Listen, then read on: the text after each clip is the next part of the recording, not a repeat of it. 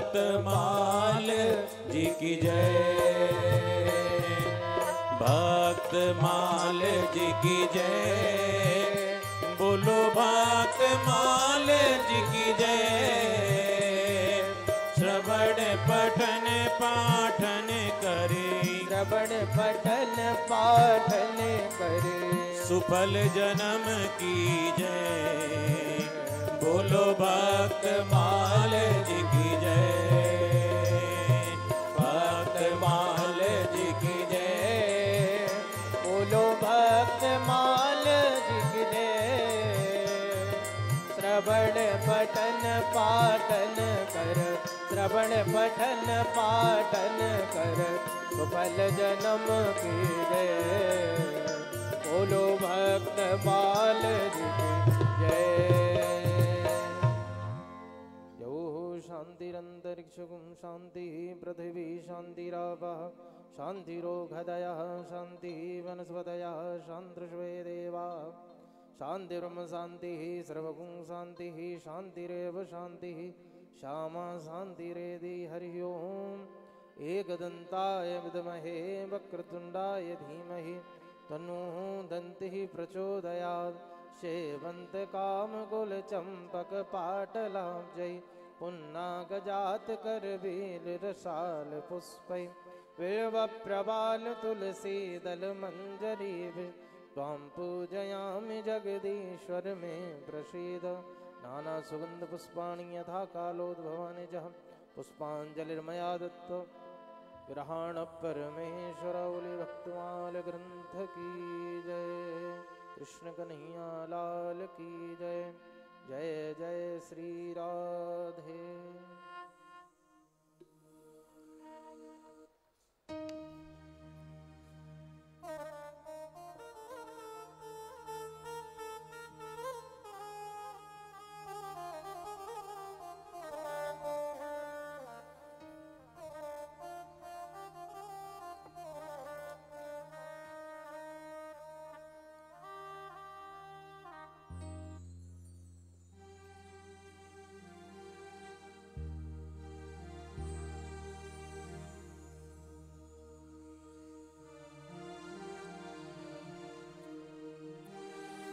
ओम नमो भगवते वासुदेवाय। ओम नमो भगवते वासुदेवाय। वंशी विभूषित करार्णवनीरदाभात् पीताम्बरौ तरुणबिम्बफलाधरोष्ठात् पूर्णेन्दुसुन्दरमुखादरविन्दनेत्रात् कृष्णात् परं किमपि तत्त्वम् अहं न जाने।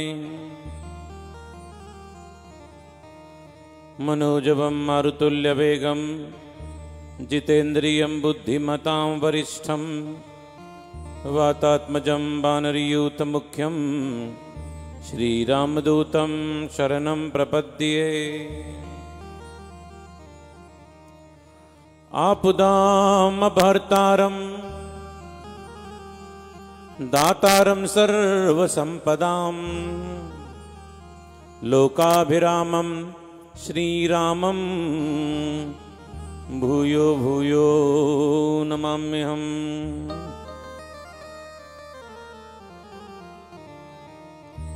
यं प्रभुजन्दमनुपेतमपेतकृत्यं द्वैपायनो विरहकातर आजुहावौ। पुत्रेति तन्मयतया तरबो विनेदो स्तं सर्वभूतहृदयं मुनिमानतोऽस्मि। सच्चिदानन्दरूपाय विश्वोत्पत्त्यादिहेतवे तापत्रयविनाशाय श्रीकृष्णाय वयं नुमः। गुरुर्ब्रह्मा गुरुर्विष्णु गुरुर्देवो महेश्वरो गुरुर्साक्षात् परब्रह्म तस्मै श्री गुरवे नमः। जय जय श्री राधारमण जय जय नवल किशोर जय गोपी चितचोर प्रभु जय जय माखन चोर। बोलो बाल कृष्ण लाल की जय। श्रीमद् भक्तमाल जी की जय। श्री बांके बिहारी लाल की जय। ठाकुर श्री मदन मोहन जी महाराज की जय। जय जय श्री राधे। प्रेम से 2 मिनट भगवत नाम।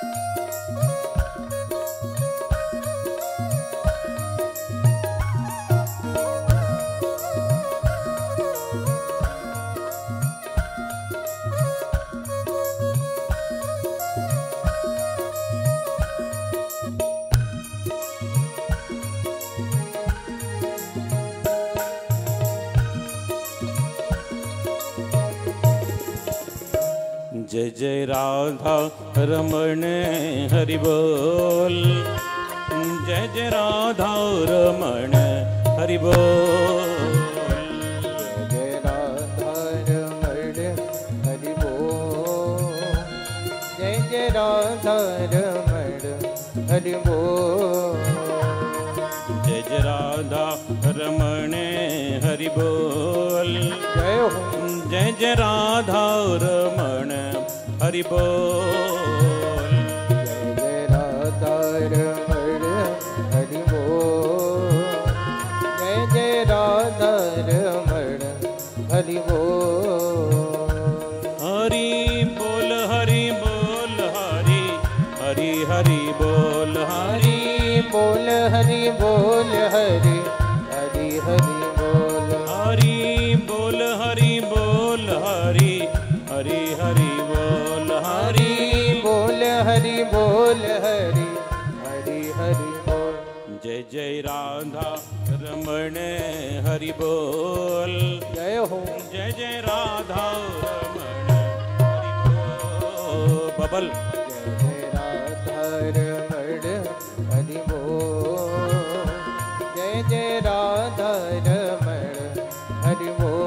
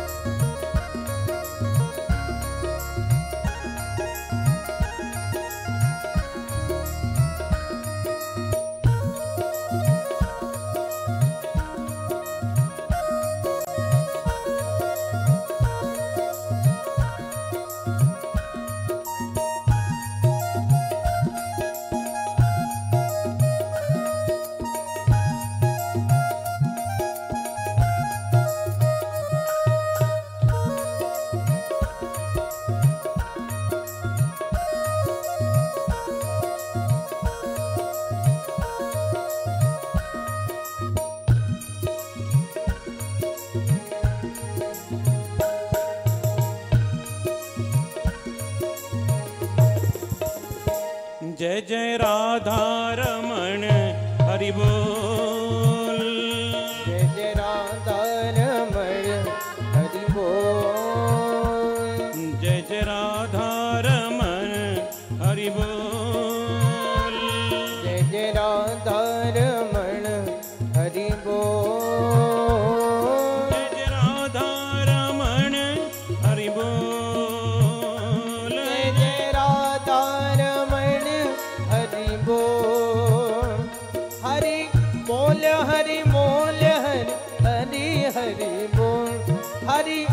बोल हरि बोल हरि हरि बोल। राधा रमण हरि बोल। जय जय राधा रमण हरि बोल। जय जय राधा रमण हरि बोल। जय जय राधा रमण हरि बोल। जय राधा रमण हरि बोल। जय जय राधा रमण हरि बोल। जय जय राधा रमण हरि बोल। जय जय राधा रमण, जय जय राधा रमण, जय जय राधा रमण हरि बोल। जय जय श्री राधे। ठाकुर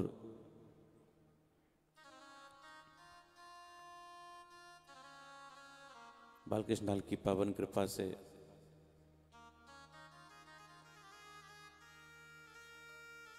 श्रीमद् भक्तमाल कथा आज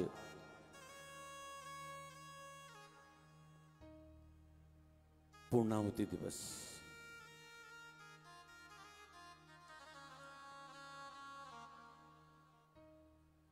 पूज्य माँ जी के आशीर्वाद से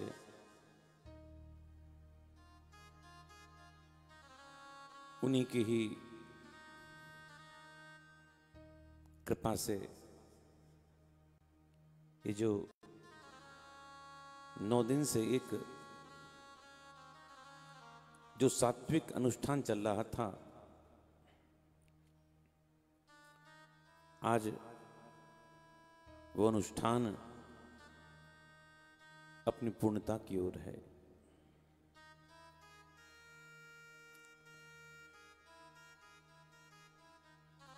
ये कहूं कि आज कथा पूरी हो रही है, ठीक नहीं है। हरि अनंत हरि कथा अनंता।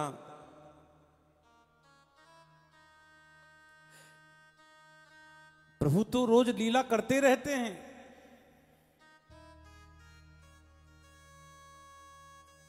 और सच कहूं आपसे, ये लीला ही तो है।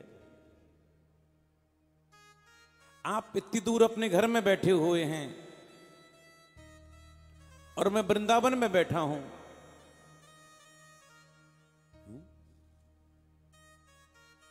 आप घर में बैठे हैं, मैं यहां बैठा हूं, और विज्ञान के युग से, इस चमत्कार से हम सब लोग एक दूसरे से जुड़े हुए हैं। किसकी वजह से? पूज्य माँ जी की वजह से और दिव्य कथा के रूप से।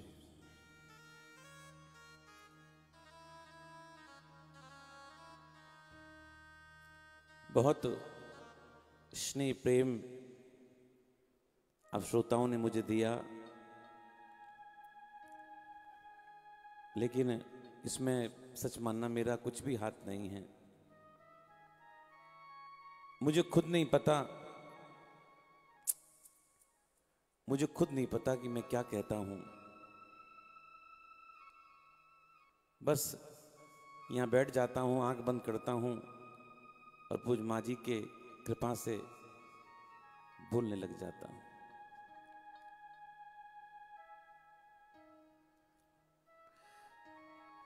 इसमें कुछ मेरा योगदान कहीं भी नहीं है बंधुओं।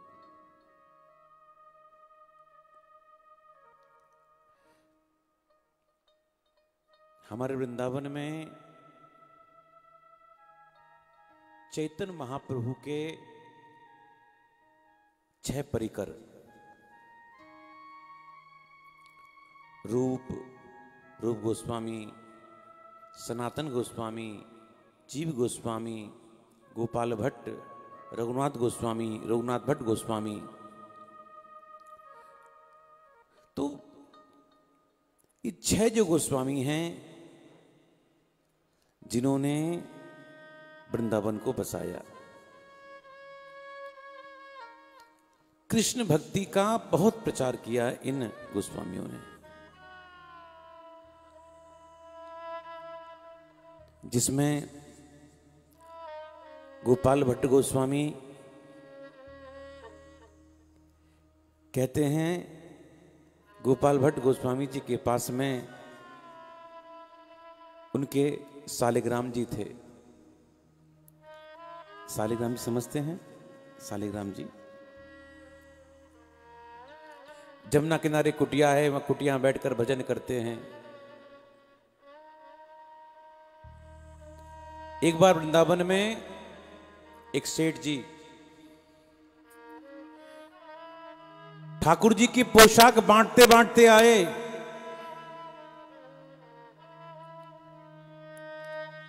और सब मंदिरों में पोशाक बांट दी।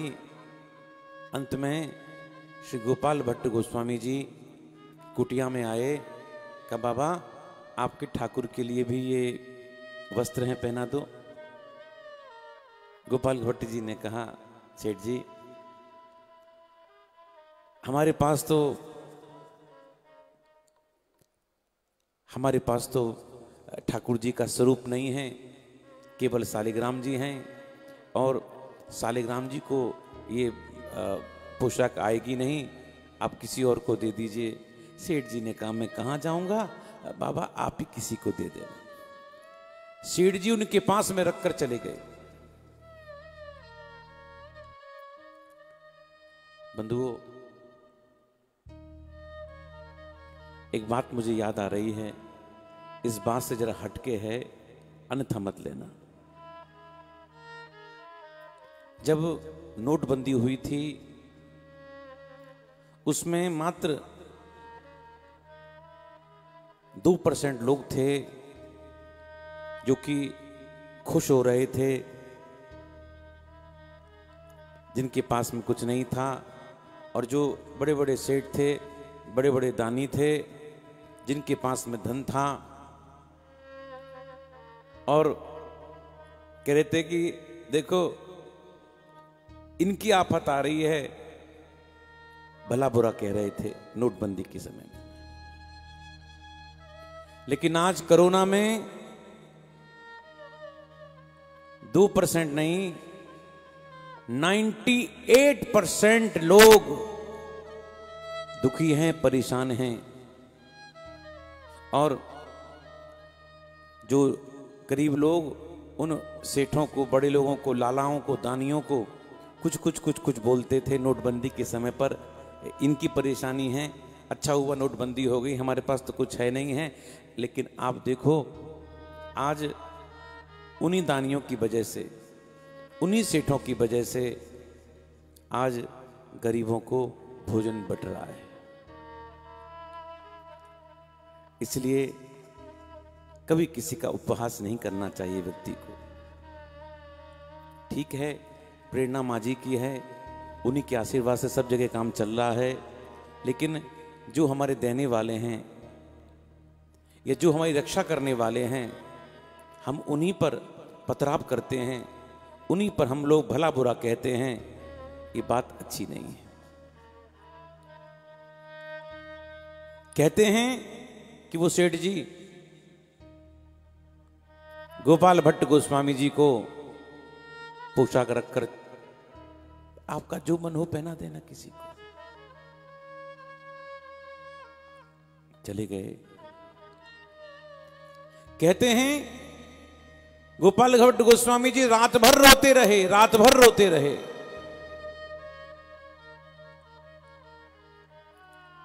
मेरे भी ठाकुर होते, मैं भी उनको श्रृंगार करता, मैं भी उनको पहनाता।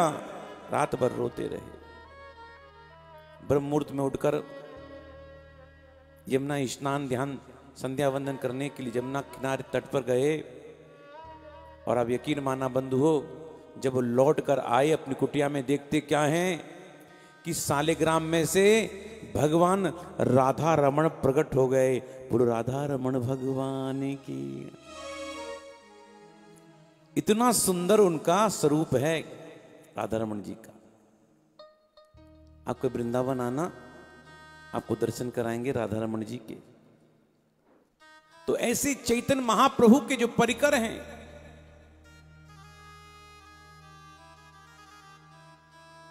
जिन्होंने ब्रज में भक्ति भाव को बढ़ाया,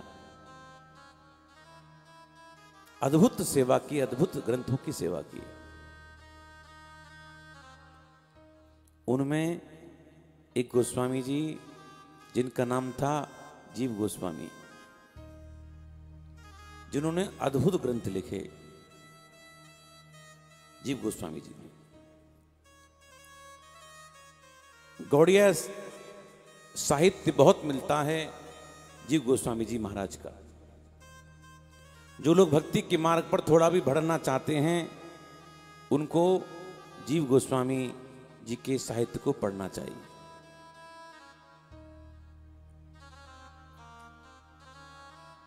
कहते हैं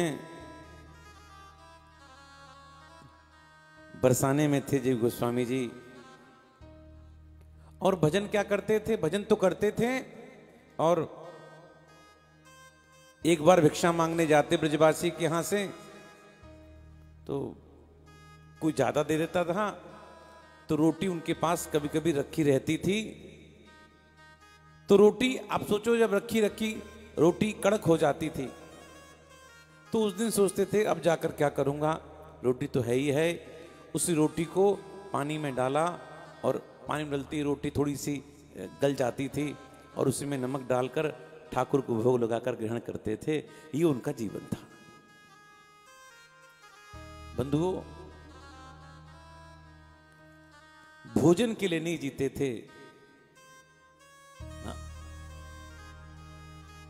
भोजन मिले तो ठीक है, नहीं तो कोई बात नहीं, भजन बंद नहीं होना चाहिए हमारा। अगर भजन बंद हो गया तो सब काम गड़बड़ हो जाएगा। कहते हैं एक बार की बात, जीव गोस्वामी जी के गुरु श्री रूप गोस्वामी जी बरसाने में उनकी कुटिया में पधारने वाले थे। रिश्ते में उनके चाचा भी लगते हैं, उनके गुरु भी हैं। जो कुछ भी जीव गोस्वामी जी के पास में है, अपनी गुरु कृपा से है, गुरु के बल से है। बंधुओं, जिस व्यक्ति के जीवन में गुरु कृपा नहीं है, वो व्यक्ति संसार में कुछ कर नहीं सकता। आज जितने लोग भी कथा सुन रहे हैं, मुझे पूरा विश्वास है उन सब के ऊपर पूज्य मां जी का परम आशीर्वाद है, परम कृपा उनके ऊपर बरस रही है।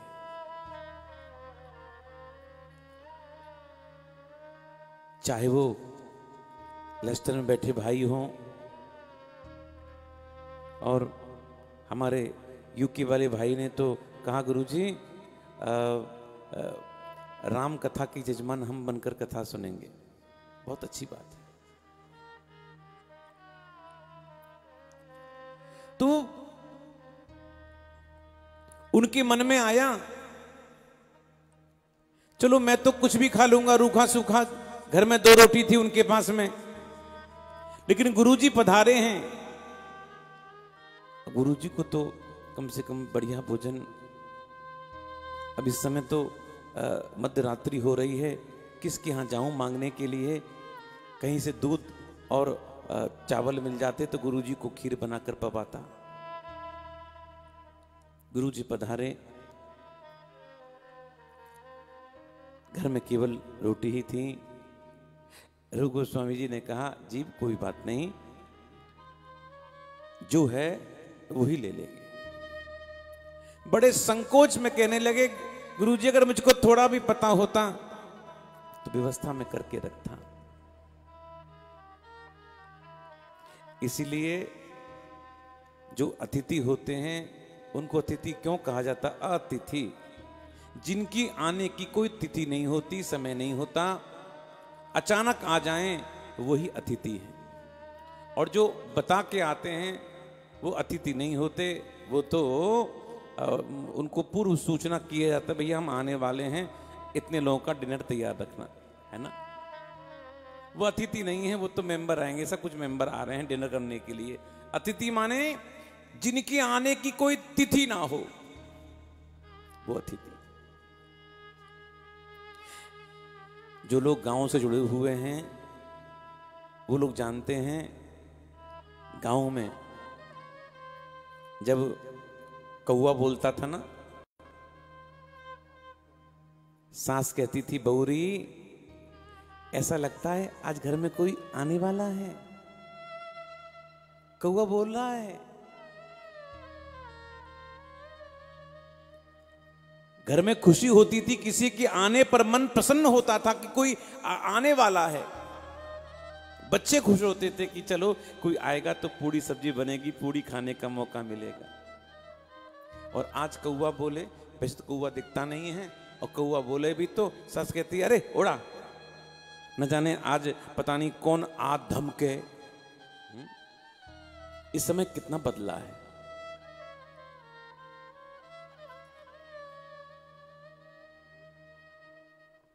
कल जो महात्मा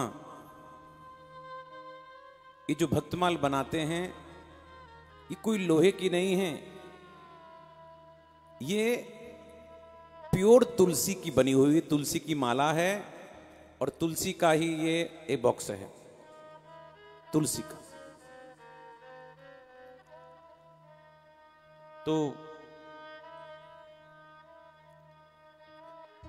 इसके अंदर भक्तमाल है, यमुना जल है, यमुना रेती है, तो भगवत गीता है। एक वैष्णव है बेचारा, एक गैया भी रखी हुई है, बंगाली है। और कल पंडित जी चले गए उनके यहाँ, तो छोटे से कोठरी में 5-7 लोग रुके हुए थे। कुछ बच्चे भी थे, कुछ और भी थे, एक आध आदमी भी थे, कुछ माताएं भी थीं। तो पंडित जी ने पूछा, बाबा ये लोग कौन हैं आपके मिलने वाले? तो कहा कि मैं इनको नहीं जानता, लॉकडाउन की वजह से हमारे घर में फंसे हुए हैं। देखो कितना बड़ा दिल है ब्रजवासियों का। एक छोटी सी कोठरी में कितने लोग रह रहे हैं और सबके चेहरे पर खुशी है। फिर उन्हें डायरेक्ट तो नहीं कहा, लेकिन मैं समझ गया। मैंने फिर जो भी सामग्री हो सकती थी भोजन की, वो यहां से भिजवाई। तो जी गोस्वामी जी बहुत दुखी हैं इस बात के लिए, क्या खिलाऊं गुरु जी को, आधी रात हो रही है। इतने में किसी ने द्वार खटखटाया। अरे इतनी रात में कौन आया है? जीव गोस्वामी ने द्वार खोला तो देखा पड़ोस की एक बच्ची, 7-8 साल की एक बच्ची थी जो पड़ोस में रहती थी। अरे बेटा रात को? हाँ बाबा, माँ ने खीर बनाई थी तो कहा कि जब बाबा जी को दिया हो, तो इसलिए मैं खीर आपको देने के लिए आया। ठीक है बेटा। जीव गोस्वामी जी ने देखा ठाकुर जी की बड़ी कृपा है, और खीर को ठाकुर भोग लगाकर रूप गोस्वामी जी के हाथ में दिया। और जैसी रूप गोस्वामी जी ने खीर हाथ में पकड़ी, खीर का कटोरा आते ही वो कांपने लगे। क्या हुआ? कांप क्यों रहे हो?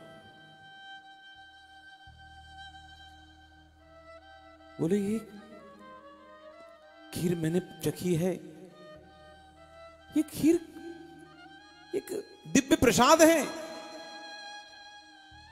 मुझे कुछ अनुभव हो रहा है। समझा नहीं। ये बच्ची कौन थी? बोले हमारे पड़ोस में ही रहती है, उनकी बच्ची है, चलो मेरे साथ। जीव गोस्वामी और रूप गोस्वामी जी पड़ोस में जो ब्रजवासी परिवार रहते थे, उनके यहाँ पहुंचे। रात को निकल के, बाबा कैसे आना हुआ? तो कहा कि आपकी बच्ची कहाँ है? तो वो उस परिवार ने कहा, बोले बाबा वो बच्ची तो अपने ननिहाल गई है, उसको गए हुए आज 15 दिन हो गए।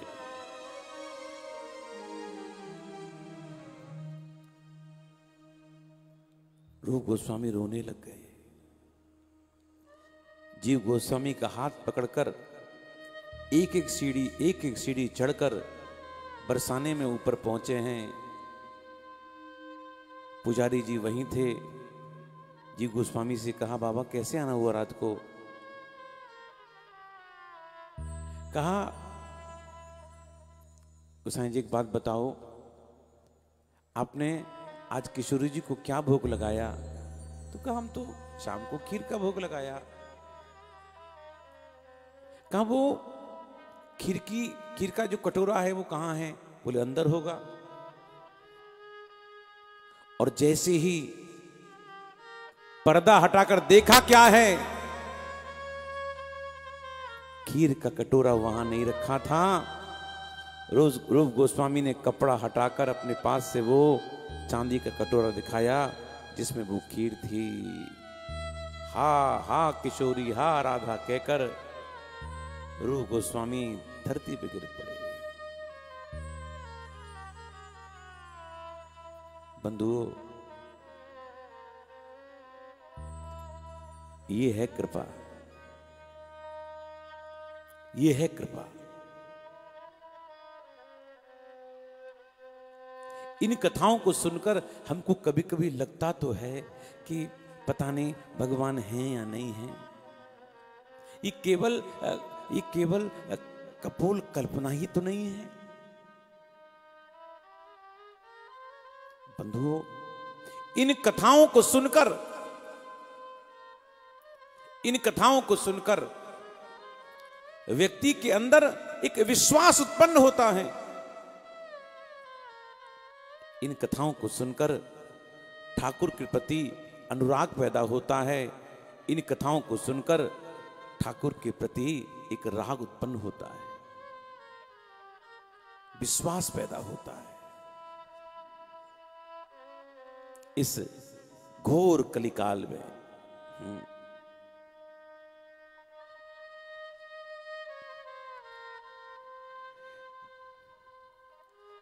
भक्तमाल आप लोग सुन रहे हैं। जो सुन रहे हैं उनको आनंद मिलना चाहिए। और मेरा तो बस केवल आपसे रोजाना की तरह से निवेदन रहता है कि अधिक से अधिक इस कथा को शेयर करें, पेज को लाइक करें, लोगों को फोन कर कर बताएं कथा हो रही है, हमको उसका लाभ उठाना चाहिए। देखो, मैं आपसे फिर कह रहा हूं, मुझे कोई फर्क नहीं पड़ता कितनी रीच पहुंचे ना, बस मैं तो केवल ये चाहता हूं सबके ऊपर पूज्य मां जी की, माता रानी की कृपा सब पर बरसे, ऐसी मेरी इच्छा है। ये मेरा एक छोटा सा काम है, वो आप इस काम को आगे कीजिए, बढ़ाइए, मिलने जुलने वालों को फोन करते हुए बताइए ऐसी कथा हो रही है। और अगर आप लोगों ने कथा पहले भी कभी सुन रखी हो तो मुझे ठीक है, और कथा नहीं भी सुनी आपने कभी तो जरूर अपने कमेंट लिखिएगा कि हमने कथा सुनी, हमको कैसा लगा। जरूर से अपने कमेंट्स सब लोग लिखना कि हमको कथा में क्या आनंद आया, हमने क्या अनुभव किया और क्या हम कर सकते हैं। तो अपनी मन की बात, जैसे पूज्य मोदी जी कहते हैं ना मन की बात, ऐसे आप लोग भी अपने मन की बात आज कमेंट्स में जरूर लिखना। कल कुछ लोगों ने सही जवाब दिए थे और कुछ लोगों ने चीटिंग की। चीटिंग इस सेंस में कि कुछ नाम किसी ने गलत भेजे, बाद में फिर गए फेसबुक पर रिवाइंड कर सुना और फिर भेजा। तो ऐसे लोगों ने चलो जवाब तो भेजा, अच्छा किया, लेकिन ऐसे लोगों को भक्तमाल नहीं मिलेगी। पूरी निष्ठा के साथ पूरी निष्ठा के साथ आज भी मैं एक सवाल पूछूंगा, जिसका सही जवाब हुआ वृंदावन से भक्तमाल उनके यहां से जाएगी, जरूर जाएगी।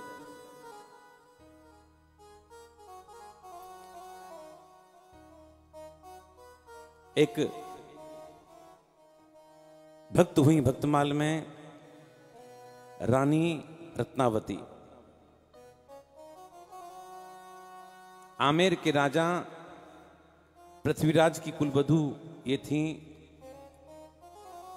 आमेर के जो राजा हैं मानसिंह, उनके छोटे भाई माधो सिंह जी की पत्नी थी। और माधो सिंह दिल्ली के बादशाह के यहां पर थे, उनकी सेवा में थे। रत्नावती आमेर में थी, उनके पति माधो सिंह दिल्ली में थे बादशाह की सेवा में। रत्नावती की एक दासी थी। वो दासी भगवान विट्ठलनाथ की भक्ति बहुत करती थी, और वो केवल भक्ति में ही लगी रहती थी।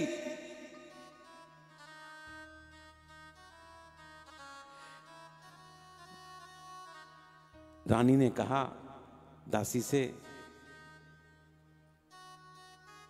कि तुम इतने आनंद में रहती हो, मैं रानी होकर भी इस आनंद को प्राप्त नहीं कर पा रही,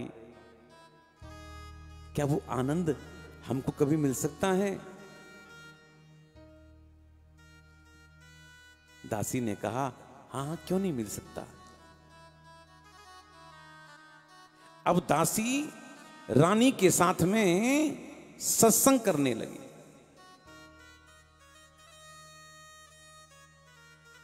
मेरे भाई बहन,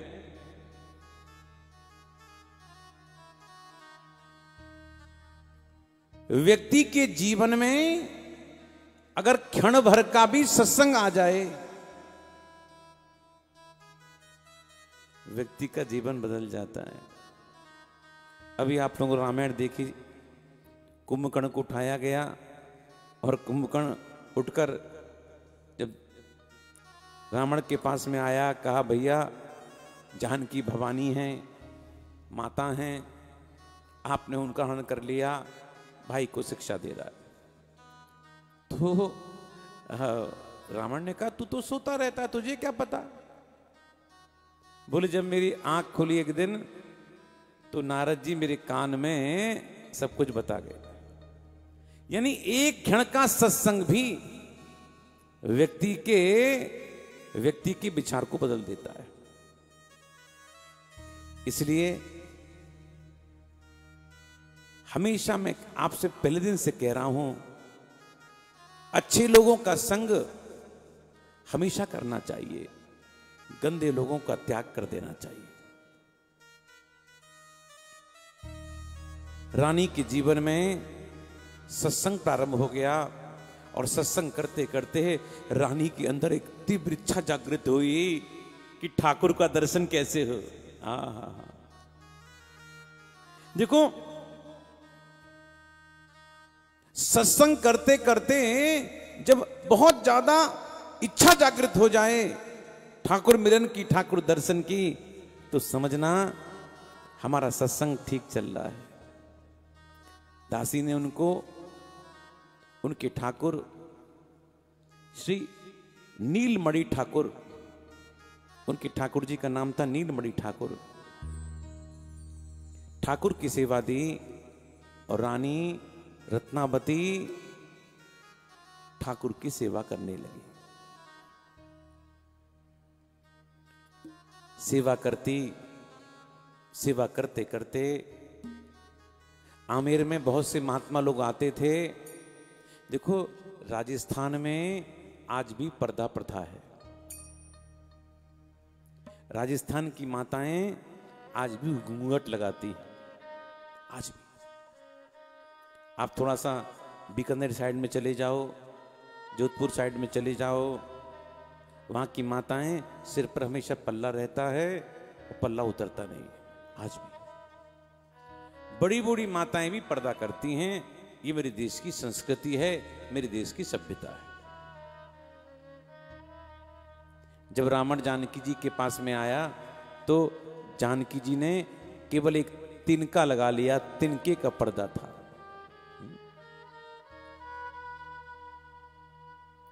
हमारे यहां पर पर्दा माने शर्म, बड़ों के प्रति शर्म। उनकी आंखों में बड़ों के प्रति इज्जत। और आज तो बड़े छोटे का सब ख्याल खत्म हो गया, आपको सब पता है कौन बड़ा कौन छोटा। बाप भैया, बाप बड़ा ना भैया, और सबसे बड़ा रुपया। लेकिन वहां आज भी आमेर की रानी रत्नावती संतों की सेवा होती थी, पर्दे के पीछे रहती थी और संत लोग आते थे। रानी ने सोचा, क्या मैं संतों के चरण पखार नहीं सकती? क्या उनका मैं दर्शन कर नहीं सकती पास में जाकर? कि अपने हाथ से उनको भोजन करा नहीं सकती? ठीक है, मैं रानी हूं, महल में रहती हूं, ये अभिमान मुझको छोड़ना पड़ेगा, तब तक कृपा नहीं होगी ठाकुर की। अब तो पर्दे से हटकर रानी रत्नावती संतों की सेवा करने लग गई। लोक लाज सब छोड़ दी, अपने हाथ से भोजन बनाती, बड़े भाव से संतों को पवाती। संत प्रसन्न होते, रानी को आशीर्वाद देते। चूंकि पति थे नहीं श्री माधो सिंह जी,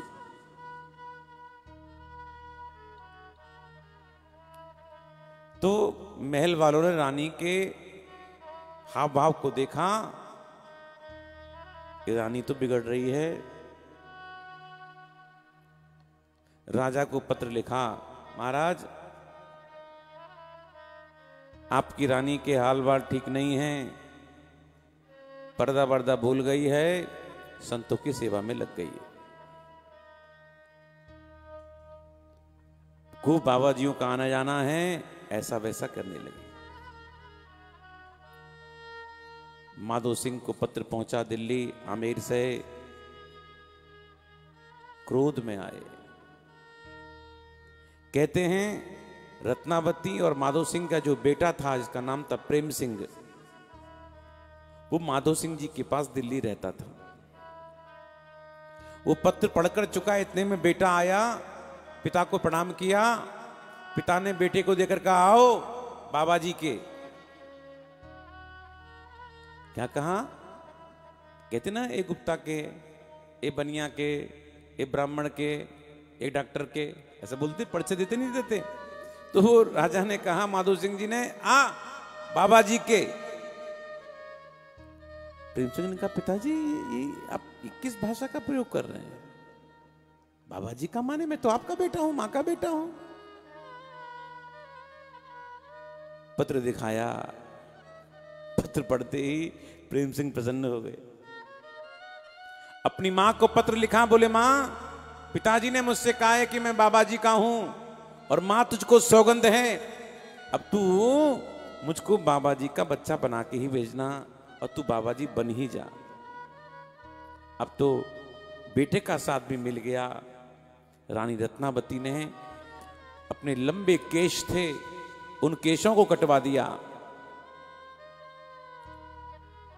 केश कटवा दिए, माथे पे चंदन लगा दिया, तिलक लगाकर साधु संतों की सेवा करती थी, ठाकुर की सेवा करती थी।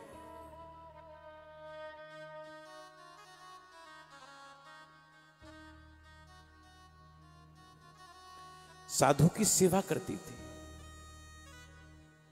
कहते हैं रानी ने पत्र लिखा बेटे को और कहा, बेटा मैं बाबा जी की हो गई हूं, मैं बाबा जी की हो गई हूं। अपना पूरा परिचय दे दिया, बेटा मैंने सब बाल बाल मुड़ा दिए हैं, माथे पे चंदन तिलक लगाकर केवल भजन में करती रहती हूं, मैं बाबा जी की बन गई हूं। लड़का प्रेम सिंह कहता है, पिताजी अब मैं वास्तव में मैं बाबा जी का हो गया हूं, मैं बाबा जी का हो गया हूं। माधो सिंह को बहुत क्रोध आया। कहते हैं माधो सिंह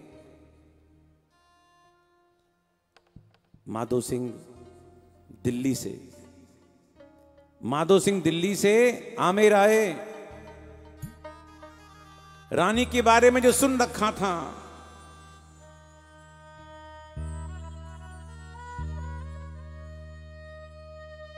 वो सच पाया।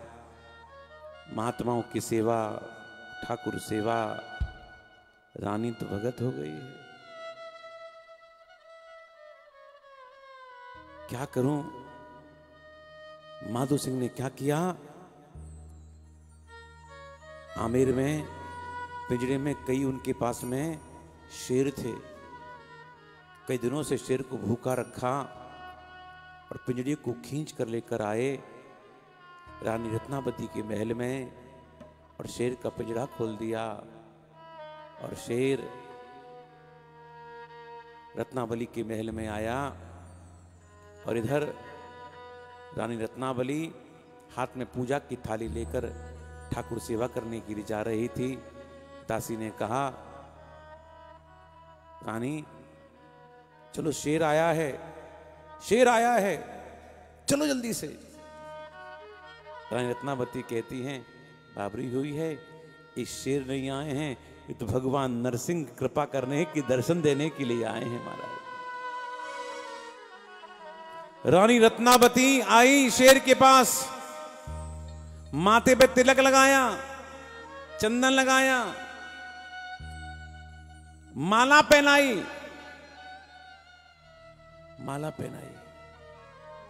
भोग लगाया, शेर को प्रणाम किया। शेर ने दोनों हाथ उठाकर आशीर्वाद दिया। रानी रत्नावती चल दी ठाकुर सेवा में, और वो शेर क्रोध में आया, निकलकर भागा है। जो मिलते गए सैनिक, किसी को चीड़ फाड़ किया है, किसी को कुछ किया है, किसी को कुछ किया है, किसी को कुछ किया है। और जैसी माधो सिंह के पास में आए, माधो सिंह को शेर मारने वाला था, लेकिन माधो सिंह को शेर ने नहीं मारा, क्योंकि वो शेर जानता है ये उस रानी रत्नावती जो भक्त हैं उसका पति है, छोड़ दिया।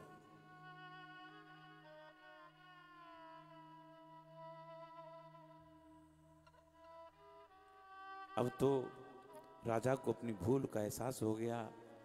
राजा ने आकर रानी से क्षमा मांगी, ठाकुर सेवा में लग गया, खूब साधु सेवा करने लग गया।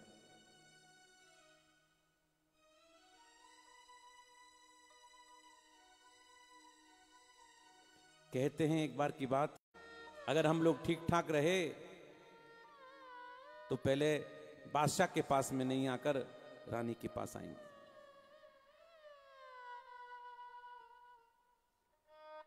और रानी की भक्ति से नौका नहीं डूबी, किनारे पर लग गई। आमेर के महाराजा मान सिंह और उनके भाई माधो सिंह पत्नी का दर्शन करने के लिए आए, पत्नी से मिले, सारी बात बताई। पति ने कहा ठाकुर कृपा की बात है, हमने कुछ नहीं किया। इधर बादशाह को पता चला, जीतने के बाद माधो सिंह हमारे पास में नहीं आकर अपने घर में गए हैं अपनी पत्नी से मिलने के लिए, रानी से मिलने के लिए। तो बादशाह ने कहा माधो सिंह क्या बात है? माधो सिंह ने दिल्ली में आकर कहा, बोले महाराज ऐसी ऐसी घटना हो गई, मेरी पत्नी भगत है ठाकुर की। तो बादशाह के मन में भी आया, तुम्हारी पत्नी को मैं देखना चाहता हूं। लेकिन रानी रत्नावती ने जाने से मना कर दिया। कुल की मर्यादा है, यवन के सामने नहीं जाना चाहती थी। उसको महात्मा के सामने जाने में आपत्ति नहीं थी, बादशाह के सामने जाने में आपत्ति थी। तो रानी रत्नावती का केवल चित्र ही दिखाया माधो सिंह ने। बादशाह को चित्र देखकर ही राजा के अंदर रानी रत्नावती के प्रति प्रेम भाव जागृत हो गया।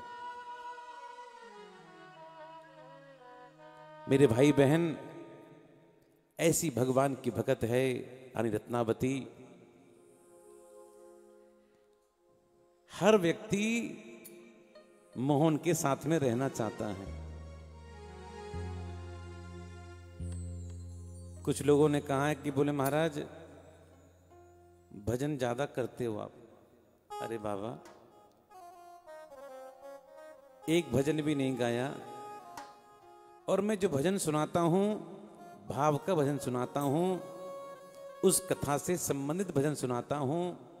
और भजन सुनाते ही वो कथा बड़ी पुष्ट हो जाती है। केवल और केवल उस कथा को पुष्ट करने के लिए भजन सुनाता हूं। मुझे भजन सुनाने का कोई शौक नहीं है। बहुत से लोग आनंद से भजन सुनते हैं।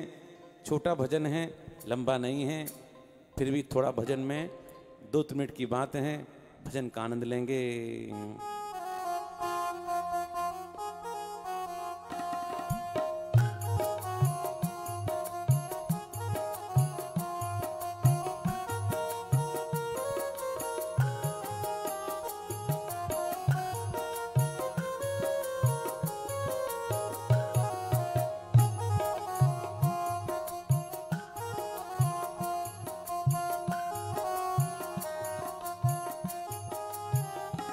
तेरे संग में रहेंगे ओ मोहना, तेरे संग में रहेंगे ओ मोहना, तेरे संग में रहेंगे ओ मोहना, तेरे संग में रहेंगे ओ मोहना, ओ मोहना ओ सोहना, ओ मोहना ओ सोहना, ओ मोहना ओ सोहना, ओ मोहना ओ सोहना, तेरे संग में रहेंगे ओ मोहना, तेरे संग में रहेंगे ओ मोहना।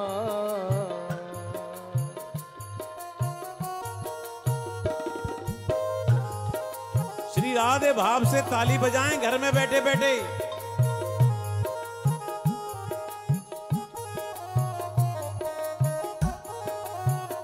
ये बात केवल भक्त ही कह सकता है। रानी रत्नावती का भाव है, तुम चंदन बनो मैं पानी बनूं, तुम चंदन बनो मैं पानी बनूं, तुम चंदन बनो मैं पानी बनूं, तुम चंदन बनो मैं पानी बनूं, मस्तक पर मिलेंगे ओ मोहना, मस्तक पर मिलेंगे ओ मोहना, मस्तक पर मिलेंगे ओ मोहना, मस्तक पर मिलेंगे ओ मोहना, ओ मोहना ओ सोहना, ओ मोहना ओ सोहना, ओ मोहना ओ सोहना, ओ मोहना ओ सोहना, तेरे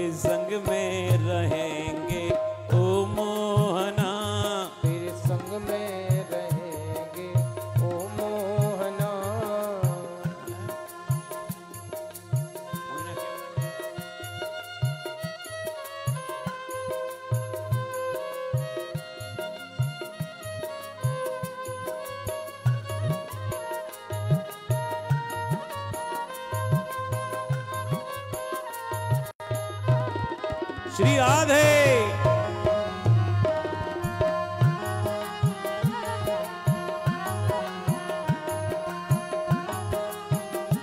तुम पुष्प बनो मैं धागा बनूं, तुम पुष्प बनो मैं धागा बनूं, तुम पुष्प बनो मैं धागा बनूं, तुम पुष्प बनो मैं धागा बनूं, माला में मिलेंगे ओ मोहना, माला में मिलेंगे ओ मोहना, माला में मिलेंगे ओ मोहना, माला में मिलेंगे ओ मोहना, ओ मोहना ओ सोहना, ओ मोहना ओ सोहना, ओ मोहना ओ सोहना, ओ मोहना ओ सोहना, तेरे संग में रहेंगे जय हो। ओ मोहना, तेरे संग में रहेंगे ओ मोहना, तेरे संग में रहेंगे ओ मोहना, तेरे संग में रहेंगे ओ मोहना, में रहेंगे ओ मोहना।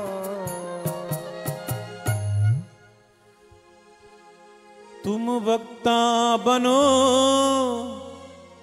मैं श्रोता बनूं, बोलो तुम वक्ता बनूं मैं श्रोता बनूं, तुम वक्ता बनो मैं श्रोता बनूं, तुम वक्ता बनूं मैं श्रोता बनूं,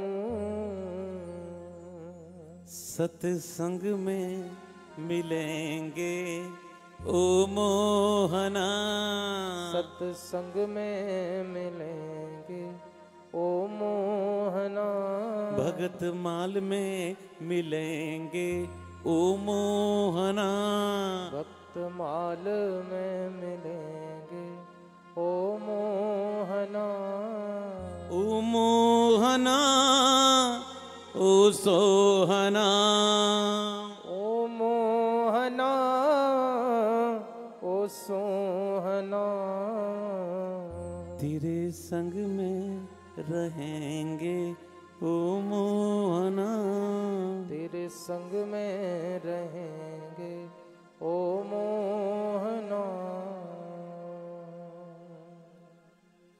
एक प्रश्न आज का,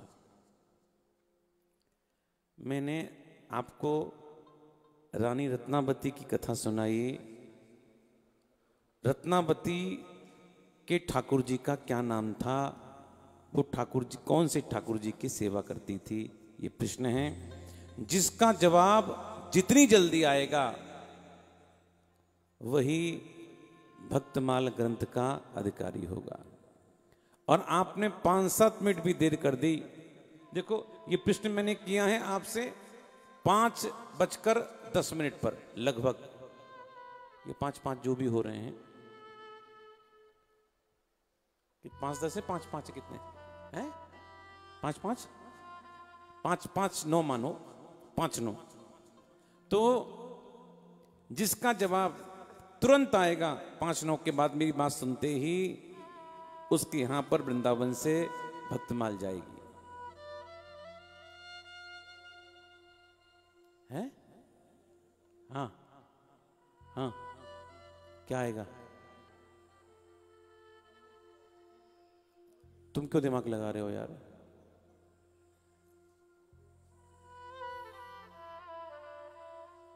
वो भैया अपना नंबर डालेंगे लोग, तुम क्यों दिमाग लगा रहे हो? जो लोग इस जवाब को देंगे अपना नंबर भी साथ में डाल दीजिए, जिससे वहां के लोग, भक्त लोग आपसे बात कर सके। और इस कथा को आप लोग अधिक तक शेयर कीजिए, इस पेज को लाइक कीजिए, अधिक से अधिक लोग कथा में जुड़ें। और कल ठीक 4 बजे से हम लोग राम कथा गंगा में हम लोग डुबकी लगाएंगे। राम कथा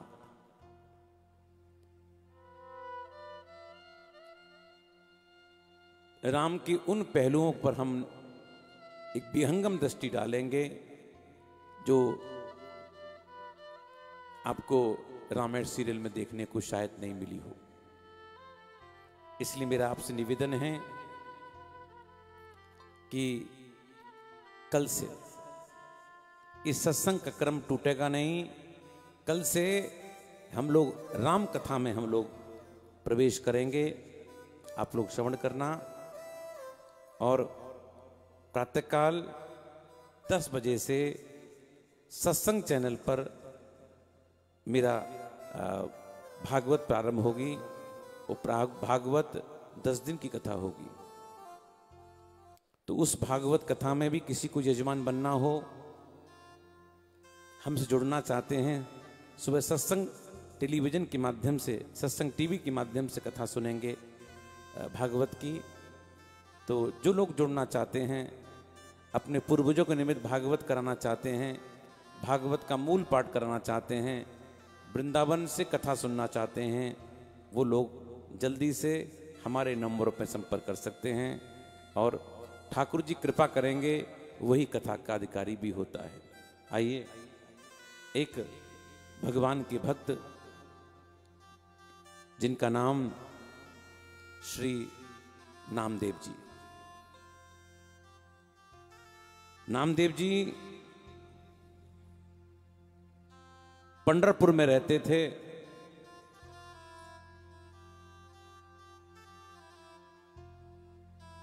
इनके नाना का नाम था श्री वामदेव जी, मां का नाम था गोडाई। और ये दर्जी थे, जाति के दर्जी, छिपा जाति के थे। और इनके ठाकुर जी का नाम श्री हरदेव जी था। बड़े भाव से ठाकुर जी की सेवा इनके नाना जी किया करते थे। इनके पिताजी थे नहीं, तो इनकी मां अपने पिता के यहां रहती थी, यानी ये नाना के यहां ही रहते थे। छोटेपन से ही नाना को ठाकुर सेवा करते देखते थे नामदेव जी। नाना से कहते, नाना जी मैं कब ठाकुर जी की सेवा करूंगा? मैं कब ठाकुर जी की सेवा करूंगा? नाना जी ने कहा, बेटा अभी तू छोटा है,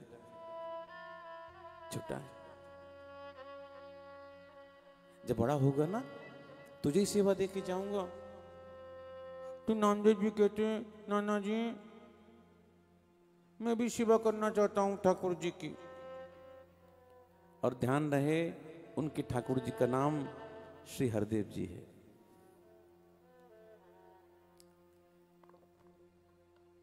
कहते हैं एक बार नाना जी को कहीं बाहर जाना था, तो कहा कि बेटा नामदेव ठाकुर जी की सेवा करना।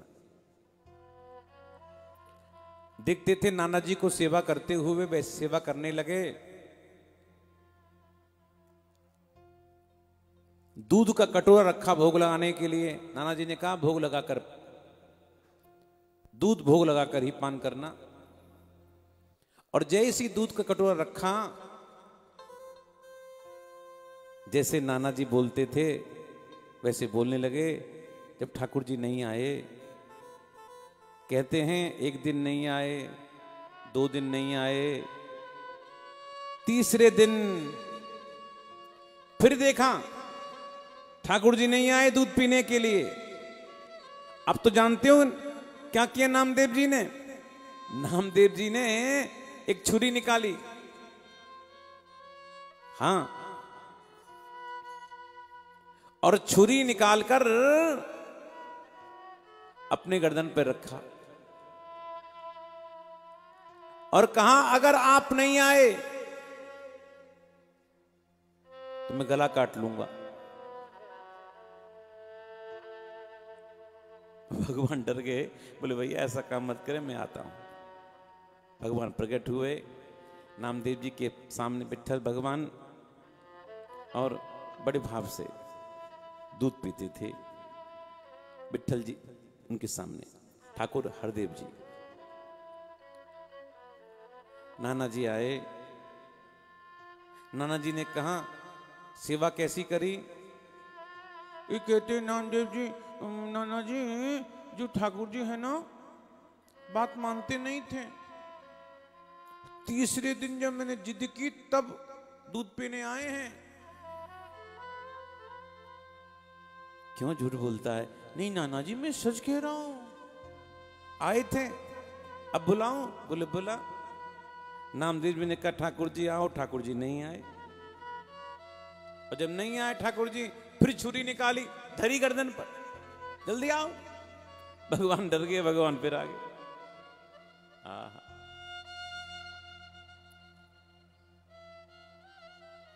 इसलिए संत समाज में जो संत लोग हैं, वो नामदेव जी को उनका एक नया नाम पड़ गया, गलकट्टा। क्या नाम पड़ा? गलकट्टा, यानी अपने गले को कटवाने वाले, गलकट्टा नाम पड़ गया।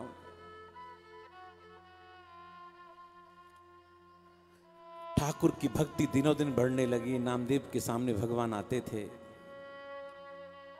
वहां की बादशाह को पता चला, नामदेव जी से कहा कुछ चमत्कार दिखाओ। नामदेव जी ने कहा हम तो ठाकुर जी की भक्ति करते, हम पे कोई चमत्कार नहीं आता। कहते हैं वहीं एक गाय मर गई, तो कहा इस गाय को जीवित कर दो। नामदेव ने भगवान से कहा मैंने आज तक जो भी पुण्य किए हों, जो भी भजन किया हो, जो भी सत्कर्म मैंने किया हो, इस सत्कर्म के प्रभाव से गाय जीवित हो जाए।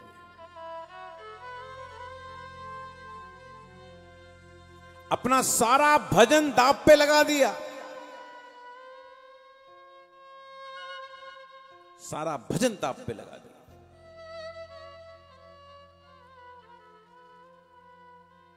गाय जीवित हो गई। राजा प्रभावित हुए।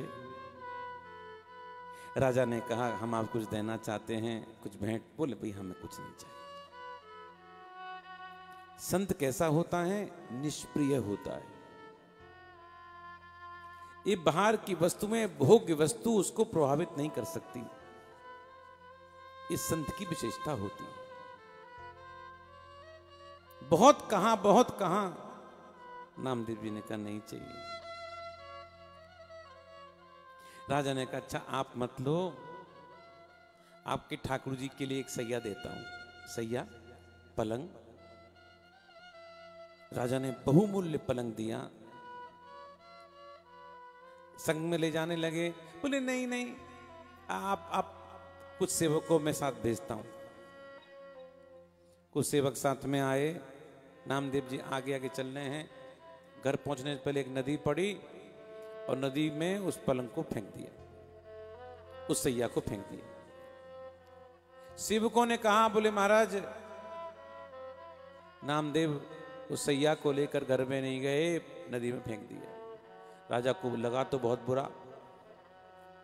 राजा ने एक बार नामदेव जी को बुलवाया और कहा, बोले महाराज हमारा जो हमारी दी हुई वो सैया पलंग ठीक से तो है ना? मैं उसको देखना चाहता हूं। कहो तो मंगवा दें उसको आपके यहां से। नामदेव जी ने पानी के अंदर से सैकड़ों अन्य बहुमूल्य सैया पलंग निकाल के दी। राजन ये पड़े हुए हैं, इसमें से अपना छांट ले कि तेरा कौन सा है। बादशाह चरणों में गिर पड़ा।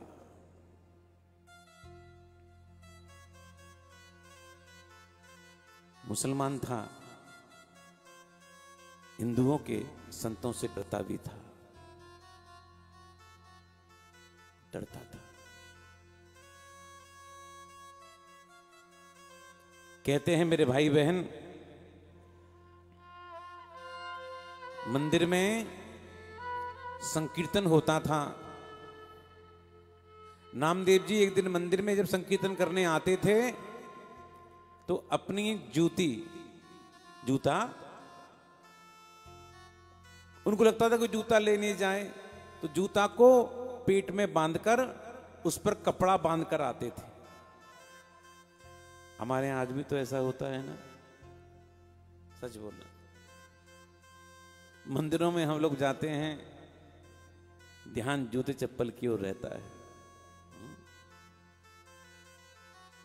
मंदिर में जाते हैं, तोए माता देखते हैं गेट की तरफ, चपिता तुम्हें कोई चप्पल लेके तो नहीं जा रहा। और हमारे यहां से चप्पल जूते गायब भी बहुत होते हैं। और जो उस्ताद लोग होते हैं मंदिर में जाते हैं तो एक चप्पल इधर खोलते हैं, एक चप्पल दूसरे कोने में खोलते हैं, ढूंढते रहो।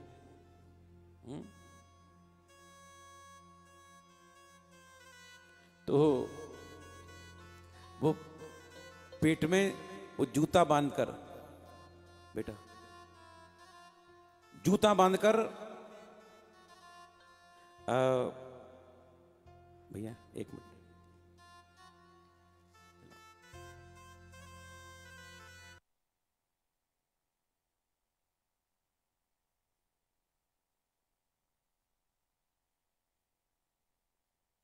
कहते हैं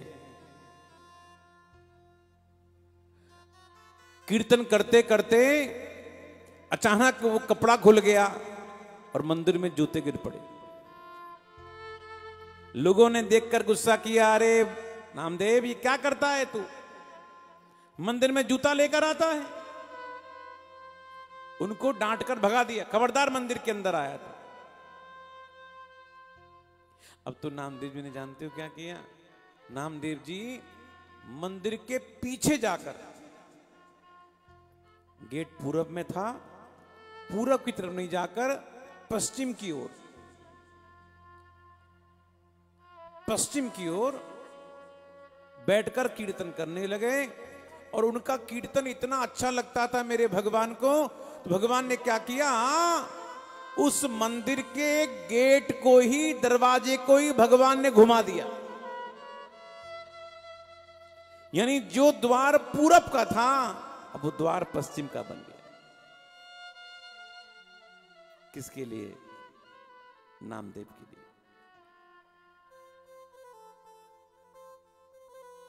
इतने भगवान को प्रिय थे नामदेव। कहते हैं नामदेव के लिए जब भगवान ने मंदिर के द्वार को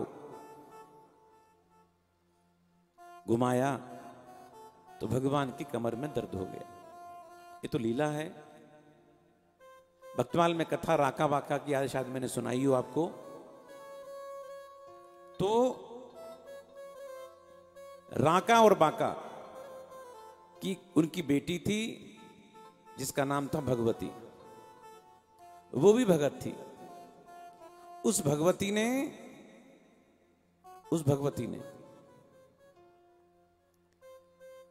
भगवान की कमर की मालिश की और कमर की सिकाई की।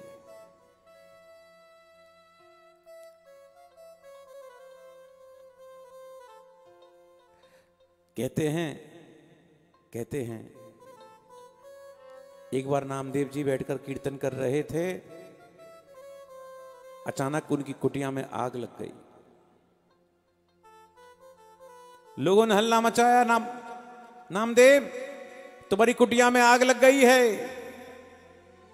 सब भागे हैं, लेकिन नामदेव कीर्तन करते रहे बैठे बैठे मस्ती में। कीर्तन पूरा हुआ, एक पूरी कुटिया जल गई। लोगों ने कहा नामदेव तेरी कुटिया जल गई, तुझे चिंता नहीं है? नामदेव ने कहा मैं चिंता क्यों करूं, जिसने जलाई है वो ही बनाएगा। मतलब क्या? जलाने वाला भी वही है, बनाने वाला भी वही है। अब तुम कहां सोओगे? खुले में सोऊंगा। पेड़ के नीचे आसन लगाकर सो गए। कहते हैं स्वयं मेरे मेरे ठाकुर जी ने आकर अपने हाथ से नामदेव जी के लिए कुटिया तैयार की है। इतनी शानदार कुटिया बन गई, लोगों ने कहा ये कुटिया कैसे बन गई इतनी शानदार, कौन ने बनाई? तो नामदेव जी ने कहा जिसने जलाई उसने बनाई। तो लोगों ने कहा नामदेव जी हमारे लिए भी कुटिया बनवा दो ना। तो नामदेव ने कहा पहले कुटिया जलाओ तब आपकी बनवाएंगे। अब कौन तो कुटिया जलावे, किसी को भरोसा ही नहीं है।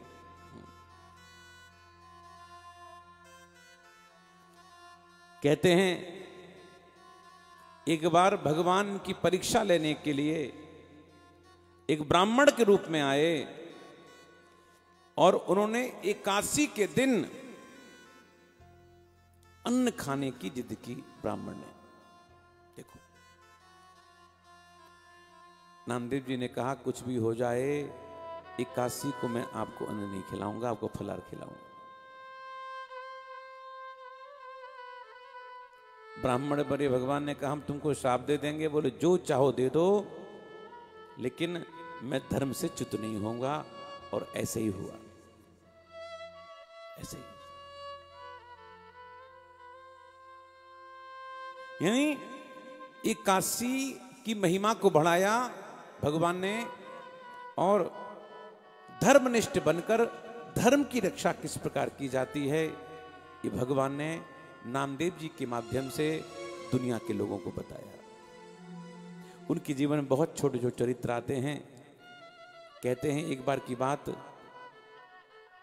ये भोजन करने बैठे थे कि कुत्ता आया और इनकी थाली में से सूखी रोटी लेकर भागा। जो कुत्ता सूखी रोटी लेकर भागा, उस कुत्ते के पीछे पीछे घी लेकर भाग रहे हैं। अरे भगवान, अरे मेरे प्रभु सूखी रोटी लेकर कहां जा रहे हो, रुक जाओ इसमें थोड़ा सा मैं घी लगा देता हूं महाराज। यानी हर व्यक्ति के अंदर उसी परमात्मा का दर्शन करते थे। ये उनकी अनन्यता थी। एक चरित्र और उनके जीवन में आता है। एक बार कीर्तन कर रहे थे, एक कुएं में एक प्रेत रहता था और नामदेव जी के कीर्तन से वो प्रेत मुक्त हो गया। बंधुओं, बहुत से लोग गृह प्रवेश कराते हैं। बहुतों के यहां वास्तु दोष रहता है। बड़ी बड़ी पूजा, बड़े बड़े कर्मकांड कराते हैं, वास्तु दोष ठीक नहीं होता। राजस्थान के एक परिवार में मैं कथा चल रही थी मेरी, वो परिवार मिलने के लिए आया। उसने कहा गुरुजी हमारे घर में बहुत अकाल मृत्यु हो रही है, बहुत अकाल मृत्यु हो रही है। घर में दोष था। बोले हमने वास्तु शांति कराई, इतने लाख हमने खर्च किए। मैंने कहा 2 काम करा सकते हैं। बोले बोलिए। मैंने कहा एक तो घर के अंदर भागवत हो और दूसरा कथा से पहले 24 घंटे का हरिनाम संकीर्तन हो। तो मैंने 24 घंटे का हरिनाम संकीर्तन उनके यहां कराया। हरे कृष्ण कृष्ण कृष्ण हरे हरे, हरे राम राम राम हरे हरे। 24 घंटे का हरिनाम संकीर्तन हुआ। उसके बाद उनके यहां भागवत हुई। आज उस बात को 12 वर्ष हो गए। उसके बाद उनके यहां कभी अकाल मृत्यु नहीं हुई। सबकी शादी है, बच्चे भी हुए। वो परिवार ने खूब तरक्की की। वो ऐसा बड़ा परिवार है, नाम बताऊंगा हर व्यक्ति पहचान जाएगा। तो मेरे कहने का मतलब यह है मेरे भाई बहन, भगवान की कथा और भगवान का नाम व्यक्ति के बड़े से बड़े पाप को दूर कर देता है। ये भगवान नाम की महिमा है। मैंने कल आपसे कहा था, आप लोगों ने भक्तमाल कथा सुनी है, उसकी दक्षिणा मैं आपसे लेना चाहूँगा। कुछ लोगों ने कहा दक्षिणा क्या चाहिए, अपना अकाउंट नंबर भेजिए गुरुजी, हम आपको दक्षिणा देंगे। आपने शायद गलत समझा। दक्षिणा का तात्पर्य केवल रुपया पैसा नहीं है। दक्षिणा तो वक्ता के मन की होनी चाहिए। तो अगर देना चाहते हो दक्षिणा तो मेरे मन की दक्षिणा आप दो। मांगू? शायद कुछ लोगों ने मुंडी हिलाई हुई घर में बैठकर, कुछ लोग सोच रहे हैं पता नहीं क्या मांग लें। मांगता हूं आज के बाद सभी लोग कम से कम एक माला हरे कृष्णो कृष्ण कृष्णो हरे हरे, हरे राम राम राम हरे हरे, एक माला महामंत्र की अवश्य करेंगे। यही मेरी इस कथा की दक्षिणा है। हम लोग बड़े बड़े भागी हैं। ये जो भी कार्यक्रम संपन्न हुआ, हमारे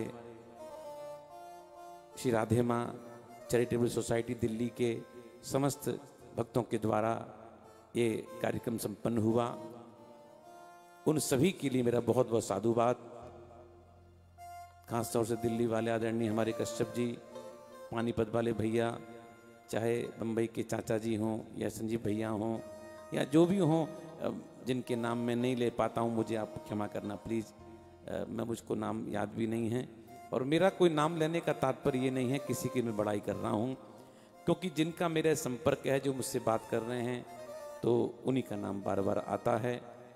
तो पूज्य माँ जी की कृपा से ये कार्यक्रम संपन्न हुआ। सभी के ऊपर माँ की कृपा बरसे और इस कथा को आप लोग शेयर करें अधिक से अधिक। और आज कथा का समापन है, तो नियम के अनुसार जो भक्तमाल है, वो भक्तमाल को सोने चांदी के पात्र में रखकर दान किया जाता है। तो आप सबकी तरफ से आप घर में बैठे बैठे आप अपने स्क्रीन को ही छू लीजिए। ये भाव रहेगा कि हम लोग स्पर्श कर कर हम सब लोग दान कर रहे हैं। इसमें भक्तमाल का ग्रंथ रखा हुआ है, सिंहासन है, चांदी के पात्र हैं, और ये सब आप सब की तरफ से ये दान दिया जा रहा है पूज्य माँ जी के आशीर्वाद से।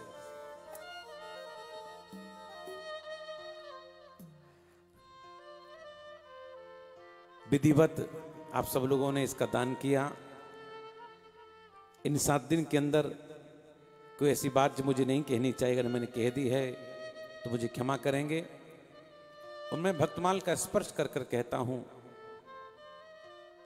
कथा कहते कहते अगर थोड़ा बहुत भी कोई पुण्य मुझको मिला हो, सारा पुण्य आप सब भक्तों को मिले, ऐसे में व्यासपीठ से आशीर्वाद देता हूं। और लॉकडाउन में आप लोग घर में ही रहें, सुरक्षित रहें, बाहर नहीं निकलें। और कल से पुनः 4 बजे से हम लोग राम कथा में हम लोग अवगाहन करेंगे, राम कथा में हम लोग डुबकी लगाएंगे। आज का जो प्रश्न है, नामदेव जी के जो नाना जी हैं उनका मैंने क्या नाम बताया, जल्दी से जिसका जवाब ठीक होगा उसके पास भक्तमाल का ग्रंथ पहुंचेगा।